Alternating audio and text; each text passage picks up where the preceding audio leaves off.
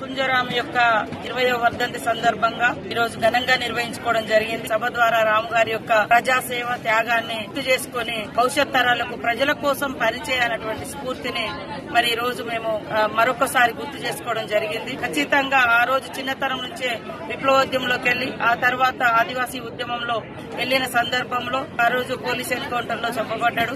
ఈ రోజు ఎంత ఉన్నత స్థానంలో ఉన్నామనేది కాదు, ప్రజల కోసం ఎంత అందుబాటులో ఉన్నాం, ఏ రకమైనటువంటి త్యాగం చేసినాం అనేదే, ఏ రకమైనటువంటి పని చేసినాం అనేదే వారు మాకు ఇచ్చినటువంటి స్ఫూర్తి. రాము గారు ప్రజల కోసం పనిచేస్తాం, ప్రజల మధ్యనే బతుకుతాం, ప్రజల కోసమే అంతిమ వరకు కూడా ప్రజా సేవలోనే మరణిస్తామని ఈ సందర్భంగా మేమందరం ప్రతినబోవడం జరిగింది.